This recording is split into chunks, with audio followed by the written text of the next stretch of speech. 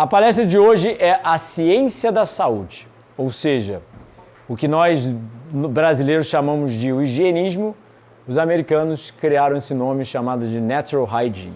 E citando Voltaire, a arte da medicina, e eu amo todos os médicos e amo a profissão médica e acredito que realmente todos nós temos um intuito de ajudar. Entretanto, às vezes a gente, com as informações erradas, não ajuda tanto quanto gostaria. Então, citando Voltaire, a arte da medicina consiste em entreter o paciente enquanto a natureza cura a doença. Então, o que é a higiene natural? Como o Shelton gostava de falar, saúde não por drogas, não por cirurgias, não por matar germes, mas por viver saudavelmente. É a ciência que lida com a preservação e promoção da saúde. Foca o seu estudo nas condições necessárias à saúde ao invés do estudo da doença. Ou seja, nós não estudamos patologia, em vista que, se nós estudamos a saúde e as necessidades biológicas dos seres humanos, o corpo prospera, consegue se manter em saúde e patologia é algo do passado. Citando os higienistas antigos e até mesmo os gregos, sublata causa tolitus effect, suprima a causa e o efeito desaparecerá. Então, nós vemos ao longo da história humana, literalmente, pinturas, artes em geral, mostrando xamãs. Ou seja, o que aconteceu? No início dos tempos, provavelmente, nós acreditamos que seres humanos, durante 8 milhões de anos, conseguiram se virar muito bem. Não tínhamos médicos, não tínhamos nenhum profissional da área de saúde, não tinha nutricionista, e no final das contas, seres humanos continuavam se mantendo saudáveis. Há 100 mil anos atrás, ocorreu a última era glacial, chamada de glaciação Urne, congelou o globo, faltou frutos vegetais e seres humanos começaram a aprender a cozinhar. E, obviamente, ao cozinhar e comer alimentos não adaptados à nossa espécie, a doença começou a aparecer. E o conceito primitivo que eles entendiam de doença era algo que eles começaram a acreditar que eram espíritos maus, o demônio invadindo o corpo humano. Então, por isso, xamãs começaram a exorcizar esses espíritos ruins para fora de seres humanos, e a gente vê isso em filmes, em história, etc., né? Até mesmo na Grécia Antiga tinha a famosa teoria dos humores, né? Que eram perspectivas muito primitivas de saúde e doença. E nós vemos ao longo da história humana, por exemplo, em pinturas, sacrifícios de animais, sacrifícios de virgens, oferendas de frutas e outras coisas aos deuses, em prol de apaziguar a ira dos deuses, a ira dos demônios, a ira dos diabos, em prol de não matar seres humanos. Ou seja, era uma perspectiva sobrenatural de doença, que não tinha nada a ver sobre nosso livre-arbítrio e que ela, literalmente, a doença vinha pelo diabo, pelos demônios ou qualquer coisa do gênero. Tanto é que, ao longo da história humana, seres humanos tentaram concotizar, qual que seria a palavra em português? Criar um antídoto, uma pílula mágica, usando o reino mineral, o reino mineral, vegetal, animal, já tentaram até tirar pus de vaca para gerar vacinas e coisas do gênero, tentaram já de tudo para literalmente absolver os seres humanos de seus próprios pecados. Então, por mais bizarro que isso possa parecer, né? Desde clérigos a xamãs, a tribos e tentando exorcizar diabos, veio Hipócrates há 2.500 anos atrás, o criador da medicina ocidental e o pai da epidemiologia, a ciência sobre o povo, que ou seja, é a bioestatística, como a gente chama, é como analisar, e ele falou, olha, doença não é algo sobrenatural, doença vem de causa e efeito. Ou seja, olha essa população aqui, eles sofrem de mais doenças desse gênero porque eles fazem mais isso. Essa população aqui sofre de mais doenças desse gênero porque eles sofrem mais isso. E ele foi até o pai da medicina a falar, comer na doença é alimentar a sua própria doença. Foi o primeiro a sugerir jejum na história até onde a gente sabe e foi o primeiro a sugerir que a comida, faça da comida seu remédio e do seu remédio sua comida. Até hoje, médicos saem da faculdade de medicina jurando em cima da Bíblia hipocrática com um termo, primeiro, não faça mal. Ainda continua sendo assim na época de vocês? Então. E aí, no final das contas, no final das contas, a medicina se tornou extremamente mais invasiva do que era antigamente, né? E eu acho que esquecendo um pouco do primeiro, acima de tudo, não faça mal. Então, Hipócrates mesmo é citado na literatura, existem citações, não sei se isso, não temos como comprovar a veracidade. A própria natureza é o melhor médico. E nós olhamos para antigamente, os templos gregos, que eram literalmente os hospitais da época, tratavam os pacientes com descanso, banhos de sol, jejum, frutas, ou seja, um tratamento extremamente não invasivo. E aí nós víamos mais... existia até mesmo um ditado grego, aonde tem veneno, tem virtude.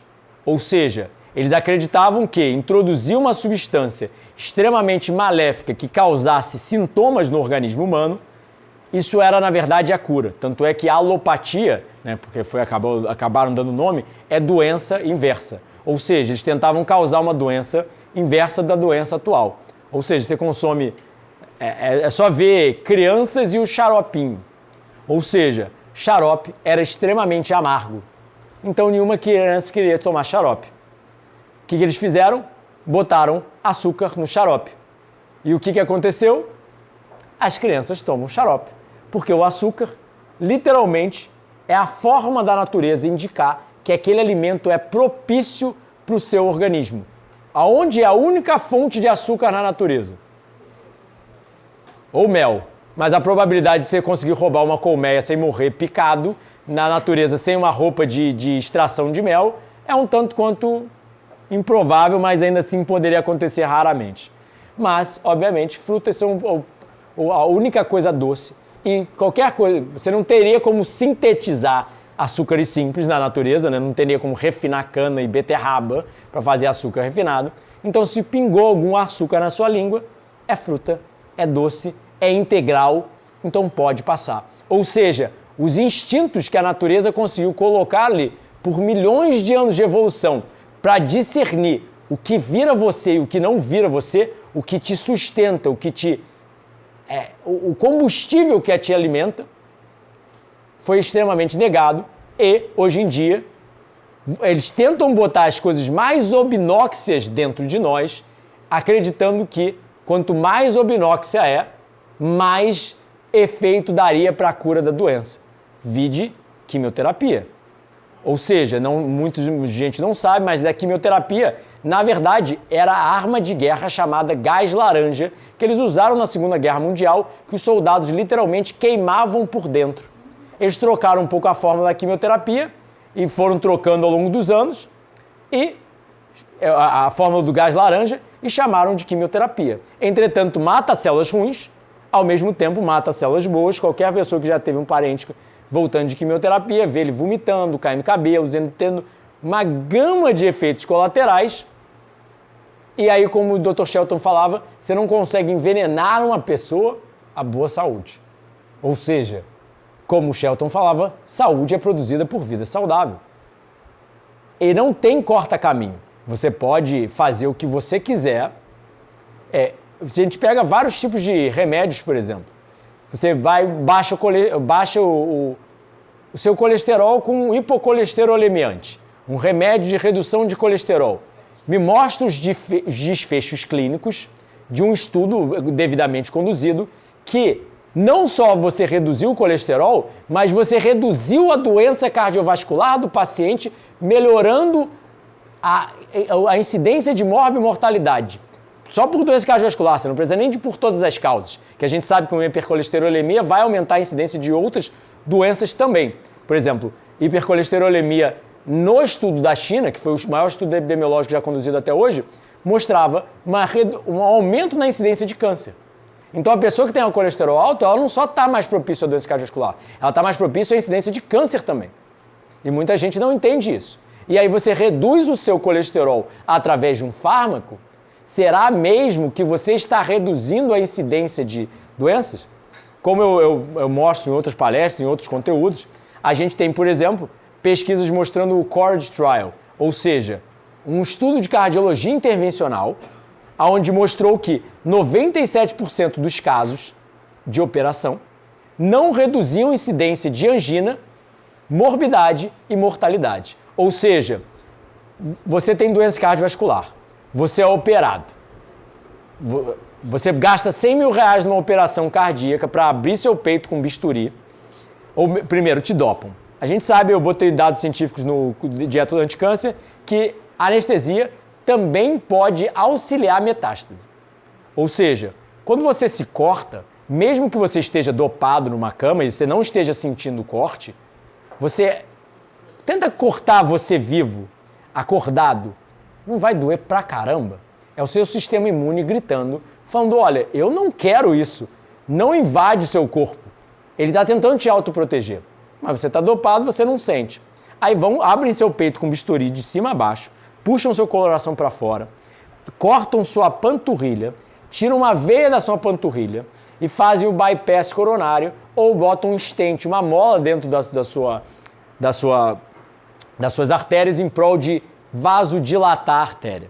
E aí, no final das contas, a gente sabe de aumento de microinfartos ou vários outros tipos de problemas, até mesmo incidência de morte durante ou um pouco depois da cirurgia.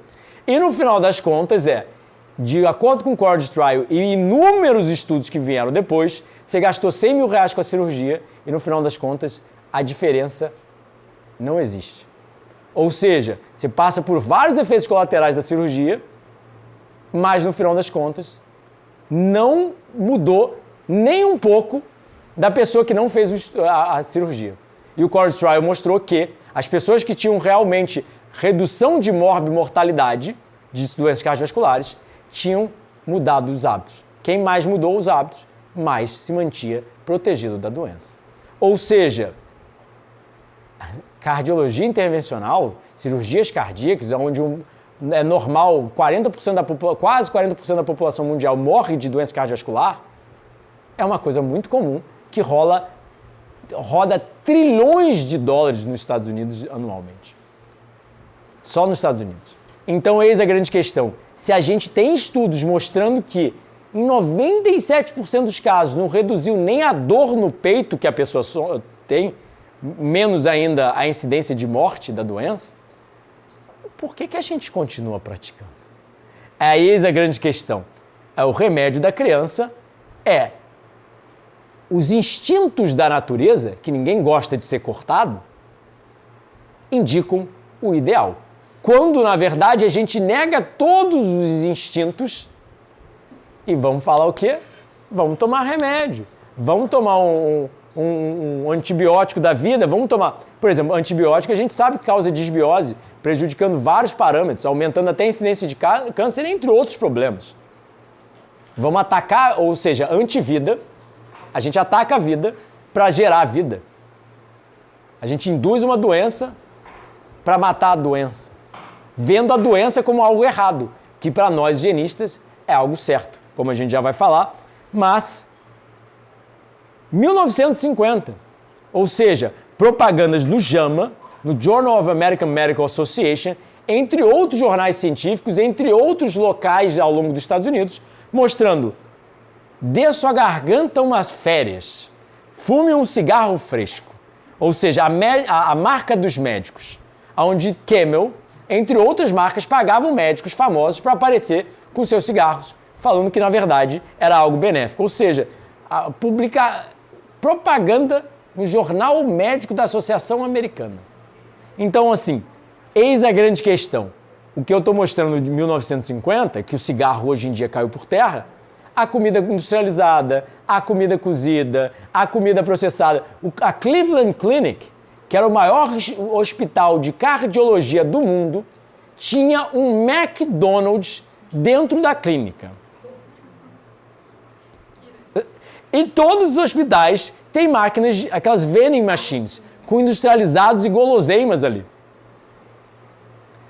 Aí você vê que o problema, o buraco é muito mais embaixo, é que se você seguir o que todo mundo segue, você vai ter o resultado que todo mundo tem. E aí, no final das contas, por que os médicos chamam a nossa nova marca de um cigarro saudável? E aí, uma pesquisa publicada pela Barbara Starfield, uma médica, na verdade, o sistema de saúde americano o melhor no mundo? E como ela mostra, eu vou tentar resumir, mas, obviamente, nós sabemos que doenças iatrogênicas são a terceira causa de morte nos Estados Unidos anualmente.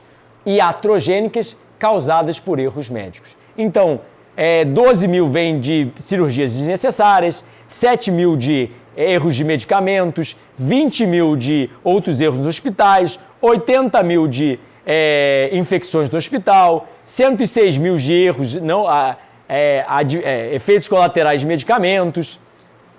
Ou seja, agora os dados mostram que doenças iatrogênicas matam quase 300 mil ao ano. Só menos que doença cardiovascular e câncer. E aí você me pergunta, mas por que o meu médico nunca falou disso? Porque infelizmente, a gente não sabe dos dados.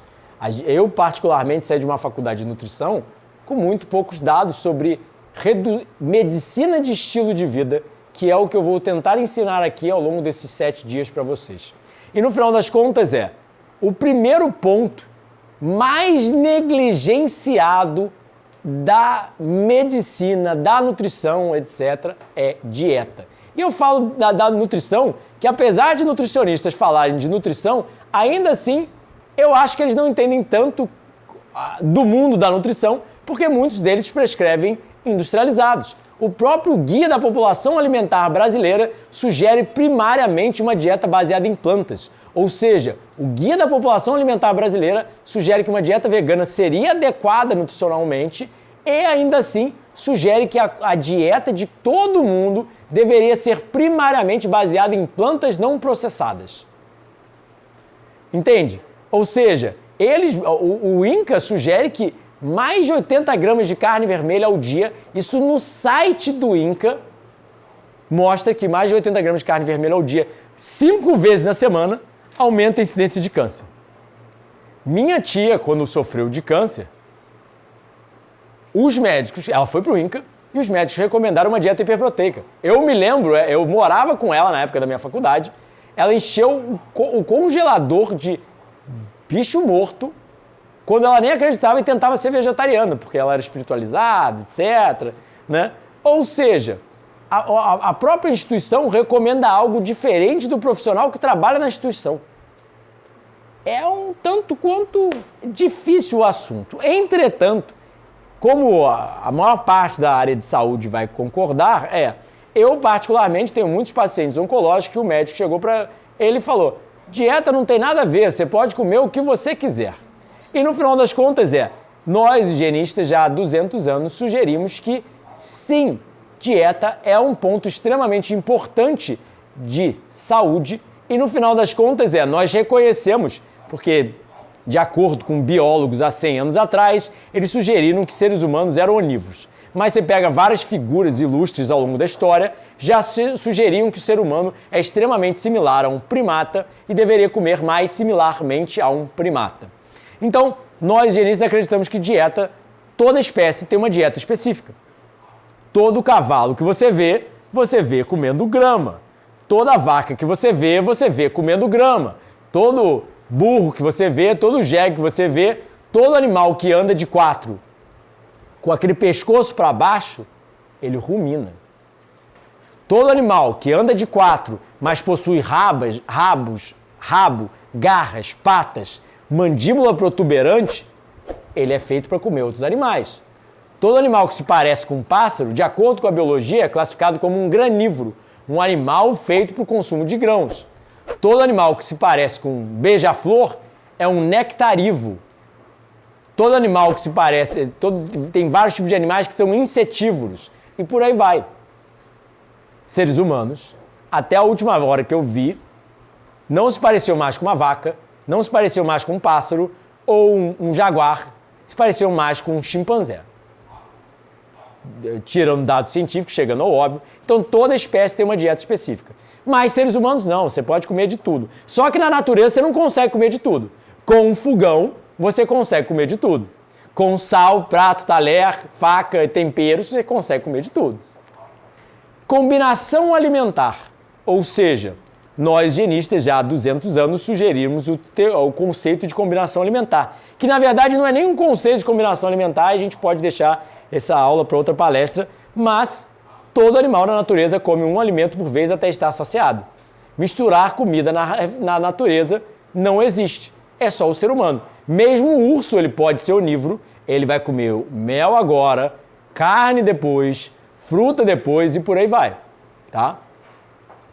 E aí no final das contas monorrefeições, ou seja, todo animal na natureza vive de monorrefeição, alguns animais ainda vivem de monodieta, ou seja, vaca come grama hoje, come grama amanhã, come grama depois da manhã, come grama depois da manhã e come grama depois da manhã. Ninguém pergunta para ela onde ela obtém a proteína, vitamina, mineral, fibra e etc, etc.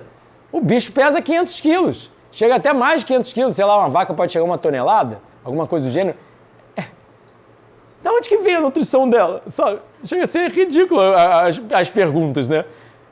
Porque tanta gente nesses últimos anos, nesses últimos 17 anos, me pergunta da onde que eu obtenho o meu blá, blá, blá. Você fala, tipo, mas você está comendo cheeseburger, sabe? Equilíbrio emocional. Como o Shelton sugeria antigamente, ou você está equilibrado ou envenenado. Ou seja, não é só comer. Você tem que estar equilibrado emocionalmente durante a refeição. Ou seja, não é só dieta. Você está com... sua mãe morreu. Você está numa crise psicológica, emocional. Você está triste pra caramba. Por que você perde sua fome? Porque o processamento de emoções depende da saúde. Então, se você está sem fome, você deveria respeitar o corpo e não comer. Se você sofreu um assalto e vai sentar numa churrascaria e entupir o bucho, você vai digerir mal pra caramba. Mas é óbvio a coisa. Você está digerindo mal por uma simples razão. Então, várias questões em relação à sua condição de saúde atual influenciam a sua capacidade de nutrição. Ou seja, como eu ensino a todos os meus pacientes, nutrição não é comida, mas é estilo de vida. Ortopatia, doença correta do grego. Ou seja, nós higienistas acreditamos que a doença é um processo biológico e não um processo patológico. Ela é induzida pelo próprio organismo vivo ao invés de ser algo caótico que invade o organismo humano. Ou seja, vômito. Você comeu algo estragado, o corpo não quer assimilar, ele vai botar para fora. Diarreia, espirro. O espirro é um meio de obstrução nasal. Alguma coisa ficou presa na via nasal, ele não quer ali. Bota para fora. Muco é um meio de transporte. Você consumiu um alergeno, ele vai gerar muco em prol de jogar para fora. Para de consumir leite e outros alergenos, te garanto, o muco some. Eu sofri 22 anos de muco, alergias brabas, tentei de tudo na face da terra. Estava para fazer uma cirurgia no nariz. 3 dias crudívoro, comendo primariamente frutos e vegetais. Eu nunca mais tive um problema alérgico. Eu não sei mais nem o que é espirrar se eu não tento induzir drasticamente através de vários fatores de estilo de vida. E, na época, o meu otorrino falou que isso nunca ia ser curado, só ia ser levemente melhorado através de... Então, tosse, espirro, febre, diarreia, vômito, prostração muscular, inapetência alimentar, é o corpo te dizendo, não come, eu não preciso de comida no presente momento, eu preciso de um descanso fisiológico. Por isso que a gente perde a fome e por isso que a gente tem a musculatura prostrada. Ou seja, fica febril, dá vontade de sair para treinar uma maratona, levantar uns ferros e ir para o rodízio, é óbvio, mas isso é uma condição aguda. O corpo induz essa questão. Quando você já está numa condição crônica, quando você já destruiu todos os mecanismos de defesa dele, ele já não consegue nem mais gritar. Tanto é que a gente sabe que pessoas idosas têm menos reações febris. Ou seja, febre vem mais de um organismo mais jovem. Porque ele consegue induzir a febre. Os higienistas já falavam disso há 200 anos, agora na literatura começa a aparecer. Febre, os higienistas já falavam isso há muito tempo. Agora a própria medicina concorda que a febre é instituída pelo sistema nervoso central. Ele eleva a temperatura, lida com patógenos, depois ele mesmo desceu a temperatura. É o corpo trabalhando. Ou seja, ortopatia, doença correta. Não é algo caótico e sim o corpo tentando lidar com o caos que você causou a ele através do cafezinho, do dormir tarde, sedentarismo, comida industrializada, entre inúmeros outros fatores biológicos. Minha mãe olhando com uma cara feia de café. Todo mundo dá uma risada nessa hora. Então, vem pra cá, Jéssica. Relaxa aí. Então, isso é uma foto de uma sangria. Quem não sabe o que é isso por volta de 1800, era muito comum, literalmente, médicos cortarem a pessoa aonde está doente, aonde está inflamado, em prol de expurgar o sangue ruim, expurgar aquele problema. Como Shelton diria, fazendeiros sangram porcos para matá-los, médicos sangram pacientes para curá-los. Pode parecer drástico, pode parecer radical, mas no final das contas o organismo se regenera.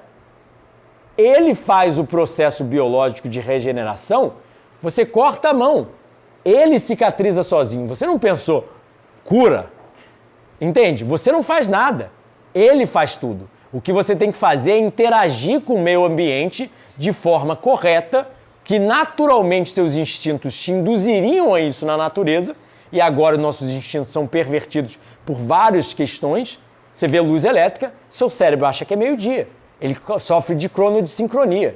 Você pode querer acreditar que é meia-noite, não importa. Seu cérebro está achando que é meio-dia, ele muda processos biológicos, ele muda a expressão de genes, entre muitas outras coisas. Entende? Aí você fica com cronodisrupção, que é correlacionado desde problemas na tireoide até qualquer coisa do gênero, até câncer, doença cardiovascular, diabetes, blá, blá, blá. E no final das contas você vai para o médico para ele te curar. E aí você fala, eu não estou dormindo direito, ele te dá melatonina. Só que como o corpo não produz melatonina normalmente, o hormônio do sono, tanto é que a gente chama de o hormônio da escuridão. Por que é o hormônio da escuridão? Porque ele só vai ser produzido quando você está na escuridão. Aí você fica assistindo Netflix até a meia-noite com o celular. E aí a melatonina não é produzida e você quer tomar melatonina, que até mesmo a gente sabe que é reprotóxico em animais de laboratório. Ou seja, você vai ter efeitos colaterais. Qualquer um já ouviu falar que testosterona, por exemplo, tem efeitos colaterais. Aí todo homem hoje em dia quer tomar testosterona. Mas no final das contas eis a grande questão. Você vai tomar testosterona e por que o seu corpo não está produzindo testosterona? E será que não vai ter um efeito colateral lá na frente? Ou seja, remédios paliam, tratam e suprimem sintomas, mas não corrigem a causa do problema. E nós, higienistas, não somos curandeiros. Nós somos educadores de estilo de vida. Nós vamos na causa do problema e mostramos ao paciente o que ele está fazendo de errado para produzir doença e o que ele está deixando de fazer de certo para produzir saúde. E a responsabilidade individual continua sendo somente sua. Não foi culpa de Deus, do demônio, diabos, e na nossa perspectiva, germes ou qualquer outra coisa do gênero. Se você não está saudável, provavelmente a culpa é sua. Óbvio, tem questões ambientais que não conseguimos lidar. Até eu mesmo eu inalo microplástico quando eu entro num lugar cheio de microplástico. Ou seja, nós sabemos que o microplástico entra pelas suas vias nasais hoje em dia. Você não tem como evitar isso. Mas a maior parte das coisas, eu não tenho como evitar minhas questões epigenéticas transgeracionais. Meu pai fumava, por exemplo. Provavelmente ele danificou minha epigenética. E fumava em casa. Mas eu vou me preocupar com o passado ou eu vou me preocupar com daqui para frente? Eu vou fazer o melhor dentro do possível porque o passado já foi. Minha estrutura óssea sempre foi fina. Isso daqui não é crudivorismo. Isso daqui foi, infelizmente, tomar danoninha, não pode falar isso na câmera, tomar leitinhos industrializados, comidinhas para crianças industrializadas, muito açúcar, e todas as frituras possíveis e imagináveis, sedentarismo, entre vários outros problemas. Não é virando crudívoro que você vai regenerar todo o seu corpo e renovar tudo da noite para o dia. Né? E mesmo assim, é que nem sugerir que uma pessoa que perdeu a perna, vira crudívoro aí, jejua um pouquinho, cresce uma perna nova. Entende? E a maior parte das pessoas nas redes sociais acredita que é assim, né? Você tá com uma cara de doente. Bom, então em 1800 houve um descontentamento com a prática da medicina usual. Porque a medicina nos Estados Unidos era baseada em sangria, uísque, sim, não era a água fresca que os pacientes deveriam beber, era uísque. Janelas fechadas, porque os micro-organismos entram pela janela, então você tem que evitar contato, evitar água, não recomendava higiene corporal, dieta não tem nada a ver com a saúde. E a matéria médica na época, como é chamado, sangria de até meio litro de sangue, ópio, mercúrio, quinina, solução de ferro, uísque, láudano, chumbo, antimônio, arsênico, calomelano. E a matéria higienista, que foi criado o modelo higienista com um descontentamento com os resultados usuais da prática antiga, que é sol, ar puro, água pura, dieta adaptada à nossa espécie, exercício físico, jejum, interação social, amor, contato com plantas, com animais. Por exemplo, eu durmo maravilhosamente bem. Se eu estou namorando, se eu estou abraçado, eu consigo dormir melhor. Provavelmente produção de ocitocina, alguns outros fatores que a gente ainda não desvendou na ciência, ou talvez eu tenha desconhecimento dos dados científicos, mas eu noto isso. É fato. A gente tem dados científicos mostrando que casais, num casamento devido, harmonioso, vivem bem mais. Tem menores incidências de doenças crônicas. Simples. Né? Então, ou seja, esses higienistas que perceberam isso há 200 anos atrás foram visionários, mas extremamente ostracizados. E agora, hoje, 200 anos depois, tudo que eles falavam sobre jejum intermitente, crononutrição, cronobiologia, etc., já é provado na ciência. Eu trago os artigos médicos científicos no canal, diferente dessa palestra que é muito mais teórica, e mesmo assim tem gente me xingando. Toda hora me chamam de Homer Simpson nas redes sociais agora, é o novo termo para brincar comigo. Porque eu estou há 2 meses comendo manga pêssego como a principal fonte do meu almoço, fica com hipercarotenemia, ou seja, excesso de carotenoides no sangue, e obviamente eu fico mais amarelo do que a população, até porque eu passo 2, 3 horas no sol jogando tênis, depois eu passo na horta, etc. Então eu pego uma quantidade absurda de sol diariamente. Então você já fica mais bronzeado normalmente, com os carotenoides ainda aumenta, entretanto, mais carotenoides no sangue, menor incidência de doenças crônicas, mais longevidade, entre vários outros benefícios cientificamente comprovados na literatura. Aí eu que falo, eu sou Homer Simpson e você quer ser pálido? Porque, na verdade, se você não está com cor na pele, você não está bem protegido de doenças. Hipercarotenemia, na verdade, deveria ser a norma, porque animais usam isso a favor deles para serem até mesmo mais bonitos. Então, Vix medicatrix naturae, as forças curativas da natureza, como os gregos alegavam. O Dr. Isaac Jennings, ou seja, o criador do higienismo, há 200 anos atrás, praticava a medicina da forma usual e ele via, depois de 25 anos de prática, que ele não tinha os resultados que ele esperava com os remédios que ele aplicava. Ele pensou em Hipócrates, puxou as teorias antigas, etc., e ele criou pílulas placebo, onde ele deu para os seus pacientes pílulas feitas de pão e água, e ele sugeriu, olha, essas pílulas só funcionam se você dormir cedo, pegar sol, praticar atividade física, evitar produtos carnes, comer mais frutos e vegetais, entre várias outras recomendações de saúde que ele deu na época. Ele ficou extremamente famoso nos Estados Unidos, condecorado por Yale, por literalmente curar todos os seus pacientes. Quando ele veio à tona, ele mesmo não acreditava em mentir, ele veio à tona e falou 5 anos depois, eu não estou fazendo nada, os remédios são falsos, vocês estão se curando pelo seu próprio estilo de vida. No final das contas, o que aconteceu? Ele foi ostracizado, banido da profissão médica, proibido de praticar medicina, só que ele escreveu livros para continuar com o legado dele. Outros médicos, outros profissionais da área de saúde, enfermeiras, nutricionistas, etc., pegaram os conceitos e começaram a literalmente desenvolver o que nós chamamos da ortopatia, que ele tinha sugerido o nome, e para orto, correto, patia, doença. Para o conceito que a gente chama hoje de a ciência da saúde. Então ele chamava o modelo dele de fazer nada de forma inteligente. Porque quando a gente bota uma pessoa para comer, dormir cedo, pegar sol ou jejuar quando necessário, as pessoas acham que a gente não está fazendo nada. Tem paciente que reclama quando eu não recomendo suplemento. É mais fácil parecer que você está consumindo 10 mil vitaminas e minerais em quantidades absurdas quando você toma uma cápsulazinha. Mas muitos deles nunca quiseram se educar. Tem vídeo lá no canal mostrando que consumo da simples vitamina C aumenta a mortalidade por todas as causas. Suplementos de triptofano matou muitos até serem tirados do mercado. Suplementos de cálcio causam calcificação nas artérias e aumento de doença cardiovascular. Isso não é novo na literatura. A suplementação de B12 tem artigos questionando aumentando a incidência de alguns tipos de cânceres por causa de suplementação de B12. A necessidade diária é 2 microgramas, a suplementação que nós recomendamos é 1.000 microgramas. Ou seja, 500 vezes a mais, eis a grande questão. Não estou sugerindo que eu não sugiro, recomendo suplementação de B12 com 1.000 microgramas para meus pacientes, porque eu sugiro, mas o questionamento deve ser feito. E tentar primeiro focar na correção do problema antes da suplementação do problema. Por que animais da natureza, a gente não vê eles sofrendo deficiência de B12. Você vê o quinal no Japão, eles comem 2 vezes na semana alguma proteína animal e eles não sofrem deficiência de B12, mesmo estando muito abaixo das DRIs. Então, Hygieia, a deusa da saúde, por isso Hygiene, né?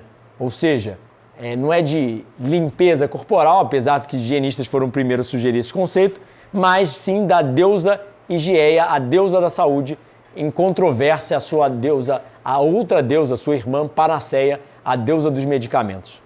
Então, o Dr. Troll alegava: a natureza não fornece remédios para doenças, existem apenas penalidades. Não existe cura, mas um retorno à obediência.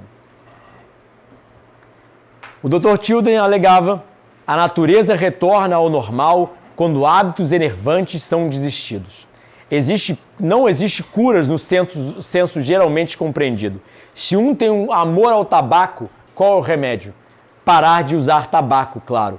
Se o coração foi desgastado por choque, como nós vemos em apostadores ou em homens que mexem com o mercado de ações, qual é a cura? Drogas? Não.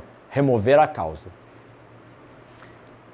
O Dr. Herbert Shelton: enquanto o processo de regeneração não foi compreendido, o homem acreditou que o poder de regeneração residia em substâncias e coisas fora de si mesmo. Ele logicamente buscou meios extrínsecos de cura e uma arte de cura foi o desenvolvimento lógico. O sistema da medicina, como conhecemos na atualidade, foi um desenvolvimento lógico da falácia que o poder de regeneração reside em forças extrínsecas. Ou seja, tomar um remédio sugere que aquilo vai te curar, quando não existe cura, mas sim regeneração.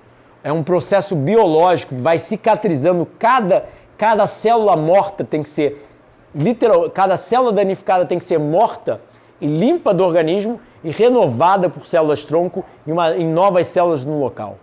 Então é muito diferente de que curar, ou seja, se remédios curassem, você toma um remédio para diabetes hoje, você não tem mais diabetes para o resto da vida. Se você toma um remédio para doenças neurológicas hoje, você toma uma aspirina, você volta a ter dor de cabeça.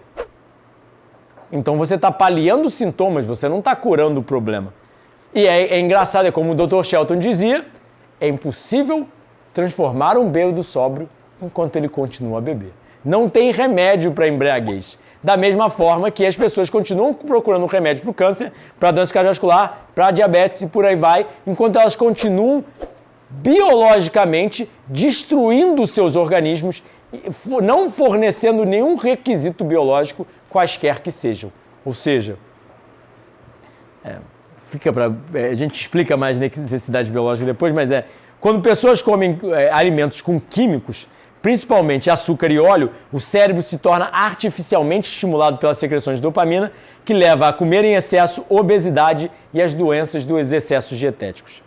Você não pode comprar saúde, você precisa ganhá-la pela vida saudável.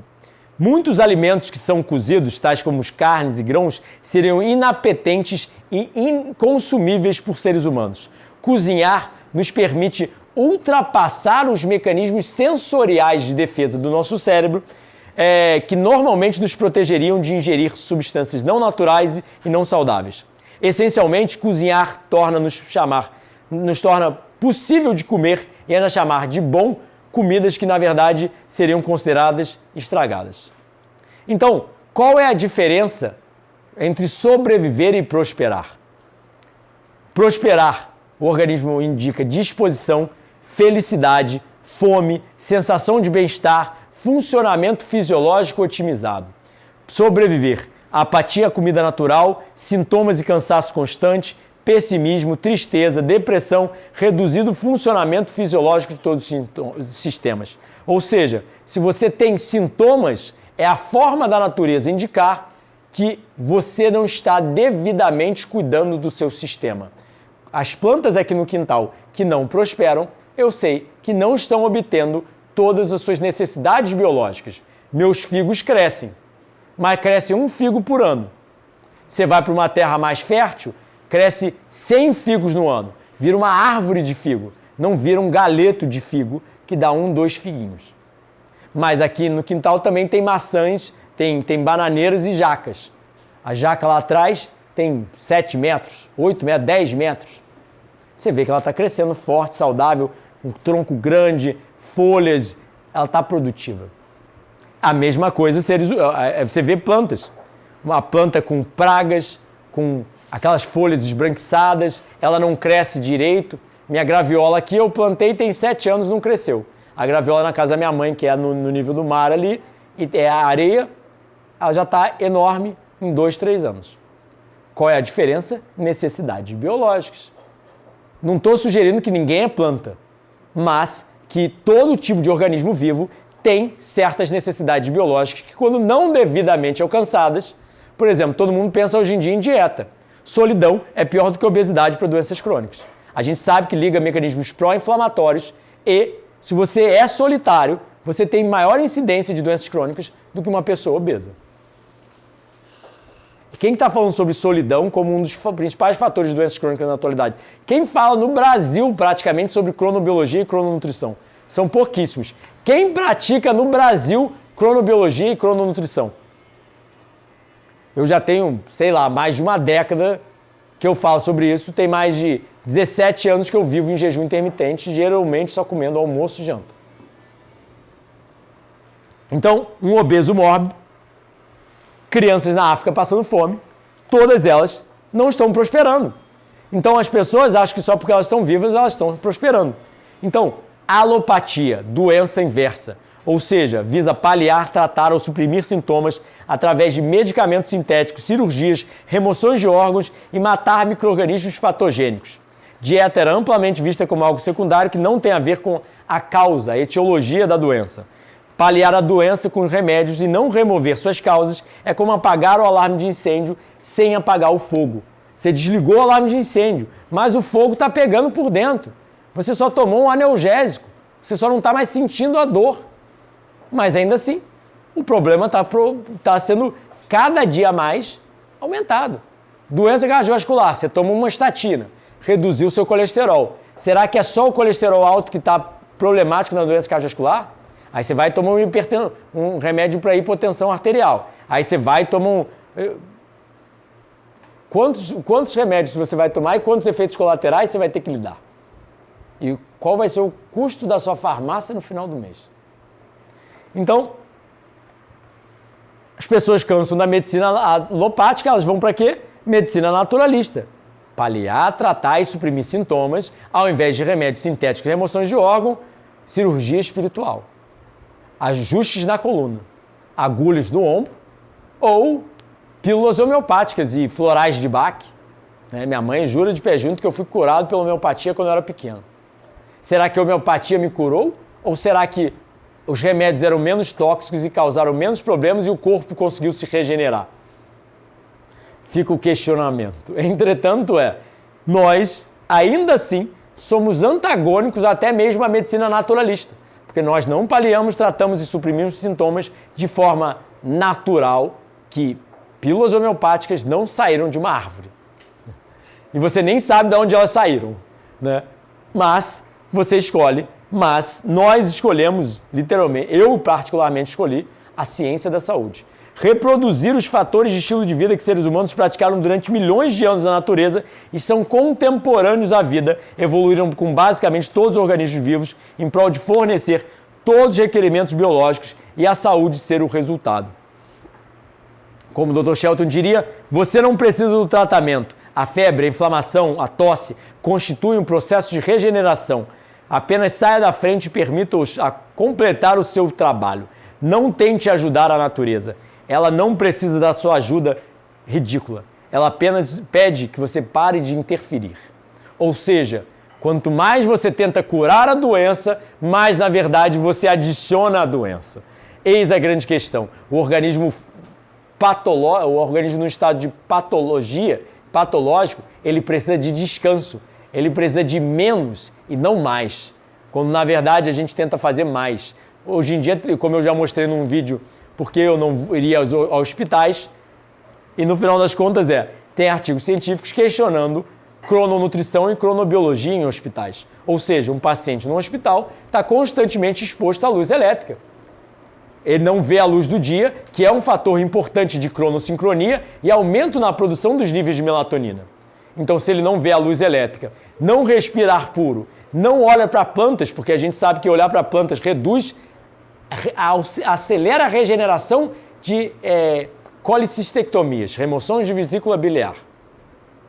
Ou seja, só de um paciente estar num quarto com verde, olhando para o verde, ele regenera mais rápido que o mesmo paciente, com as mesmas condições, num quarto virado para o concreto. Isso é coisa de abraçador de árvore. Isso é coisa de charlatão. Não tem dado científico. Mas se você procurar na literatura, está bem datado e bem referenciado. Tudo que é falado e vai ser falado aqui. Quase tudo. Porque frugivorismo realmente ainda não tem muito dado científico. Porque a ausência de evidência não é a evidência de ausência. Simples, né? Mas ainda assim, energia e combustível. Mais uma das falácias do modelo usual, que você começa a parar e pensar e fala, pô, mas pera lá. Então, vamos lá. Energia e combustível. Pensa bem. Um carro, ele roda à base de quê? Combustível. Mas, se você tirar a energia dele, a bateria, ele roda? Não. Ele precisa da bateria e ele precisa do combustível. Um dá a força elétrica, o outro dá a combustão, né? Mas os dois precisam ao mesmo tempo. Então, se você não dormir, você roda?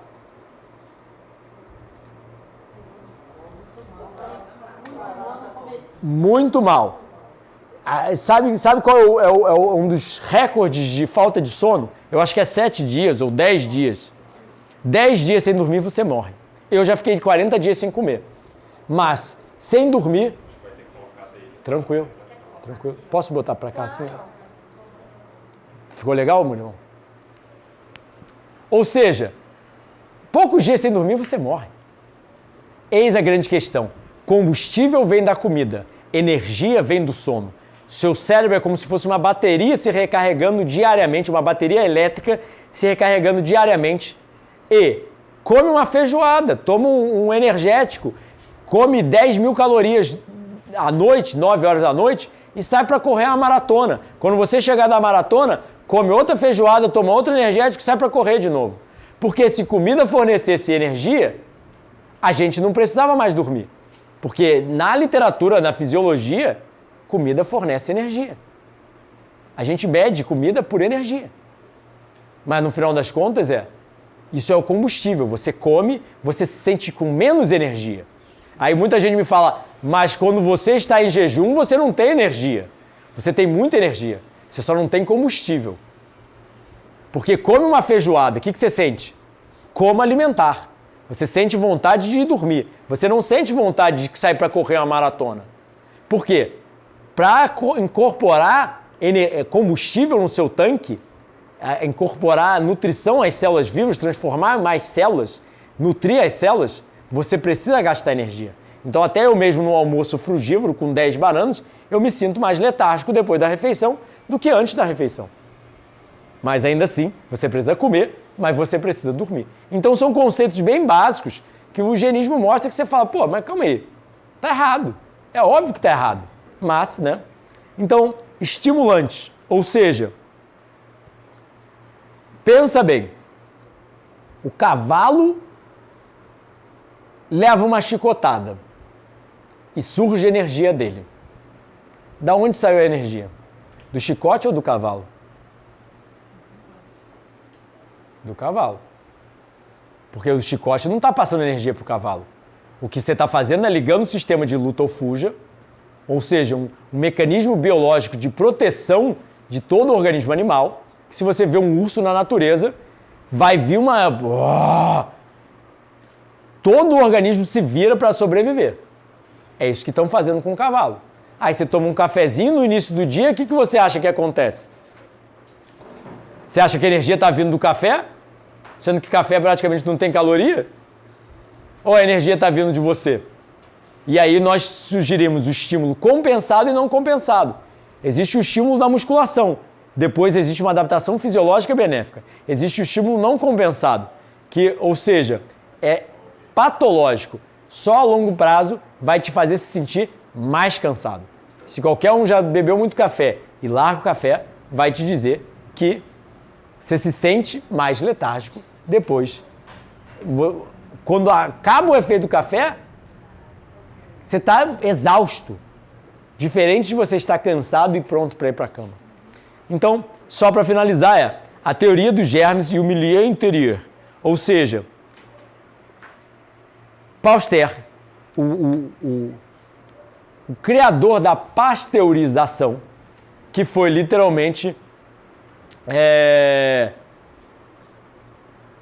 um químico que há quase 200 anos atrás sugeriu que as doenças vinham por micro-organismos, por germes. Então nós tínhamos que esterilizar tudo em prol de matar micro-organismos. Entretanto, pensa comigo, se a teoria do germe... Vamos lá, Bernard é o outro microbiologista da mesma época que ele, que sugeriu que o milieu interior é tudo, ou seja, o ambiente interno é tudo. Não importa o germe. Porque se você está saudável, é que nem uma pilha de esterco e moscas. Não é as moscas que atraem a pilha de esterco, é a pilha de esterco que atrai as moscas. Não é o mosquito da dengue que atrai a água, é a água que atrai o mosquito da dengue. O ambiente precisa estar propício para aquele micro-organismo poder proliferar. Então, por que você quebra, por exemplo, os postulados de Koch? Se uma doença é causada por um vírus, o vírus precisa estar nas duas pessoas e as duas pessoas sofrerem a doença. Se as duas têm o vírus e só uma sofre os sintomas, o vírus não é o causador da doença. Então, é dito que Pasteur, no leito de morte dele, alegou que Bernard estava certo, mas a medicina esqueceu e continua propagando que a gente precisa literalmente esterilizar tudo. Que eu não sou contra a limpeza. Limpeza é diferente de esterilização. Os micro-organismos são mais onipresentes do que qualquer outro tipo de vida. Você tem 37 trilhões de micro-organismos dentro de você, muito mais do que células. Eles são importantes, só obviamente em devidas proporções e em devidas condições, quando a gente está saudável. Então, cura versus regeneração. Regeneração é um processo biológico e não uma arte. É tanto uma função do organismo vivo, como a respiração, digestão, circulação, excreção, proliferação celular e atividade nervosa. É um processo que não se interrompe, tão constante quanto a Terra rodando ao seu eixo. O homem não consegue duplicar, nem imitar, nem fornecer um substituto para o processo. Portanto, todas as escolas de cura são uma fraude, como o Dr. Shelton diria, né? Bata o punho na parede constantemente. O corpo se cura, entre aspas, ele se regenera. Continua batendo diariamente sem parar. É isso que vocês fazem com o seu corpo. Se você está sofrendo de a gente sabe que existem mecanismos de supressão de tumores. O corpo faz apoptose, o corpo faz autofagia. Ele está sempre limpando e matando células velhas e tentando renovar, usando as células-tronco. Mas você vive de uma forma tão errada, tão carcinogênica, que você gera um câncer e não percebe. E você impede o organismo de tentar lutar contra essas células cancerígenas e não percebe. Então, no final das contas, toxemia, veneno no sangue. Os higienistas sugeriram que a principal causa dessas doenças era um sangue envenenado. Ou seja, existem metabólitos que precisam ser excretados da corrente sanguínea. como eu falei, as placas beta-amiloide e as proteínas tal no cérebro. Só que você só consegue remover essas toxinas do cérebro enquanto você dorme, pelo sistema linfático, como a gente chama. Se você não dormir, você não tem um sistema linfático, que, ou seja, até pouco tempo atrás, talvez, não sei se todo mundo sabe da área de saúde, mas não tem um sistema linfático. E aí agora, pesquisadores, há pouco tempo atrás, descobriram um sistema linfático das células gliais. Ou seja, existe um fluido cérebro espinhal que só quando você dorme consegue irrigar o cérebro e puxar essas toxinas do cérebro para serem excretadas do organismo. Então, toxemia. A pessoa vive de uma forma tão inadequada que produz muitos mais metabólitos, ou seja, substâncias do metabolismo que se acumulam ali são prejudiciais. Então, só citando o Fuhrman, por exemplo, atrasar uma refeição traz sintomas que as pessoas chamam de fome. Entretanto, esses sintomas, dores abdominais, fraqueza, sensação de mal-estar, iguais à abstinência de uma droga. Isso não é fome. São hábitos dietéticos, especialmente proteína animal, alimentos ricos em proteína animal, 3 vezes ao dia, são tão estressantes ao sistema de desintoxicação, aos fígados e aos rins, que ele começa uma abstinência, uma desintoxicação no minuto que o sistema não está mais ocupado processando esses alimentos. Fome real não é desconfortável. Então, o organismo é autossuficiente. Ele se autorregula, autorregenera, autodesintoxica. Ele precisa apenas de elementos essenciais à saúde para manter a homeostase. Ou seja, ele faz tudo por você, se você fornecer os mecanismos as necessidades biológicas. Como o Dr. Shelton diria, eu não posso viver por você, comer por você, me exercitar por você. Só você pode fazer por você o que é necessário. Eu posso apenas te educar.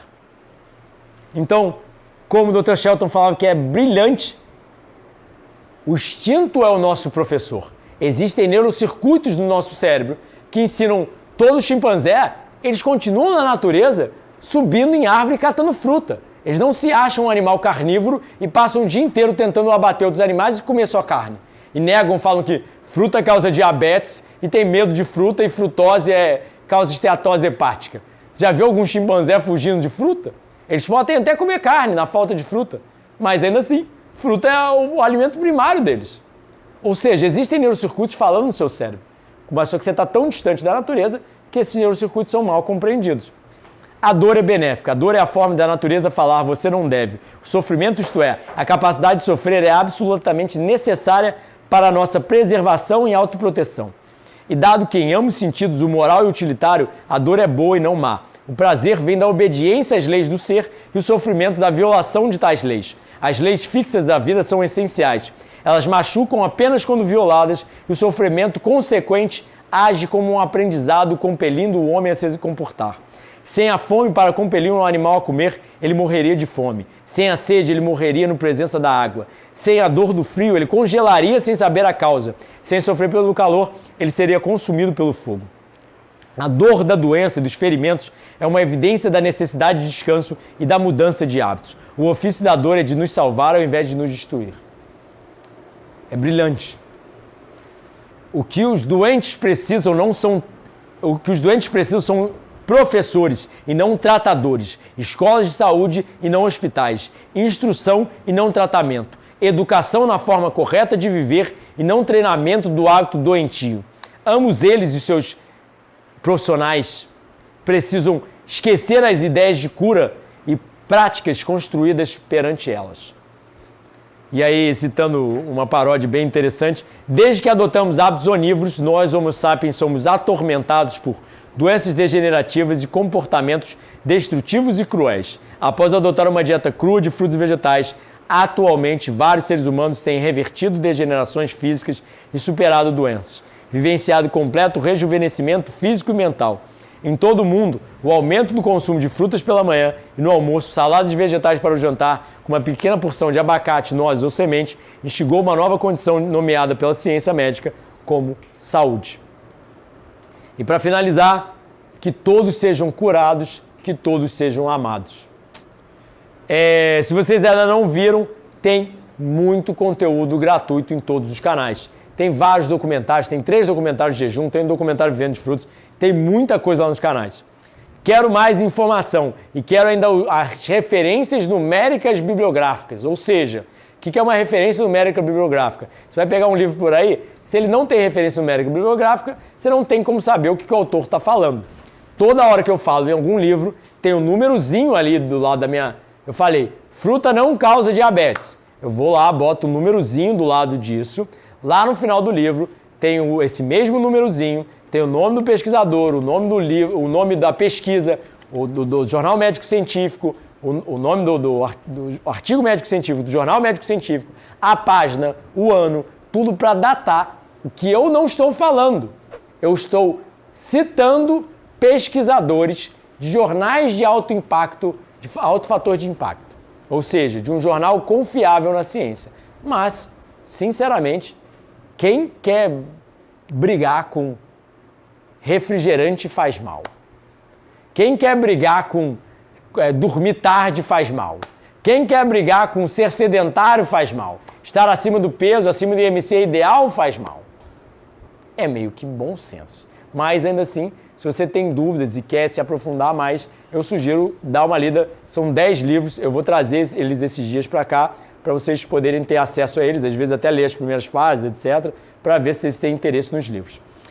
Além disso, tem os cursos online, se vocês quiserem mais educação à distância, são 6 cursos online. Tem os retiros, que vocês estão aqui em um, né, mas são sempre janeiro, julho, e agora também vamos ter no carnaval. E ainda tem o retiro de carnaval vai ser um pouco diferente, na verdade, né?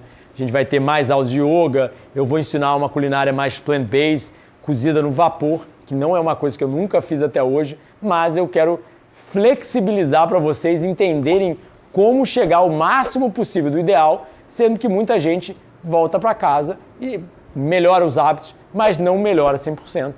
Então a ideia é sempre ir tendo ferramentas para não errar mais.